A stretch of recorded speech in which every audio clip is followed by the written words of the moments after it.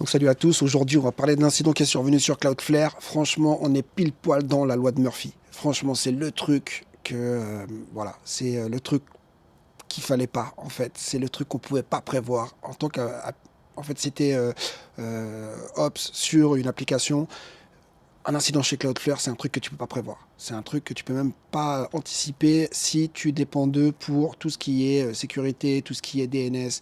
Et puis même dans tous les cas, à cause de leur Content Delivery Network, et ben du coup, il y a énormément de choses qui sont redondées chez eux pour faciliter, accélérer le trafic réseau au niveau Internet mondial, quoi. Donc du coup, faut savoir quand même que Cloudflare, c'est une boîte énorme. Peut-être vous en avez jamais entendu parler avant.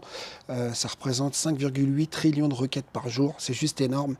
Donc là, c'est vraiment chaud, quoi. En fait, quand il arrive un incident chez Cloudflare, c'est tout Internet qui transpire. Franchement, c'est vraiment chaud. Donc là, on a vu des impacts sur ChatGPT, sur Canva, sur X cette fois-ci, contrairement à la dernière fois avec AWS, où ils n'avaient pas été impactés. Là, ils ont été impactés.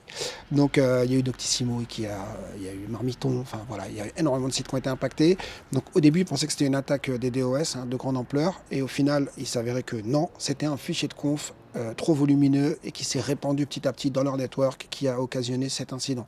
Donc autant vous le dire, ça a dû générer une cellule de crise, ça a dû vraiment investiguer fort et ils ont fini par trouver, donc ça fait quand même plaisir, hein. On voit bien que les équipes ont dû être très mobilisées et que du coup ils ont réussi quand même à trouver. Alors ça a duré 6 heures, c'est énorme, hein, pour des plateformes comme ça, c'est vraiment énorme, mais malgré tout, ça reste quand même, voilà, ils ont réussi à trouver assez rapidement pour, on va dire, pour les utilisateurs. Donc, chapeau quand même aux équipes qui ont réussi à trouver. Et donc, ça met quand même en avant un gros point, c'est qu'on a ce fameux SPOF, le Single Point of Failure. Ça, c'est Cloudflare. La dernière fois, c'est le cloud AWS. Peut-être une prochaine fois, ce sera Azure.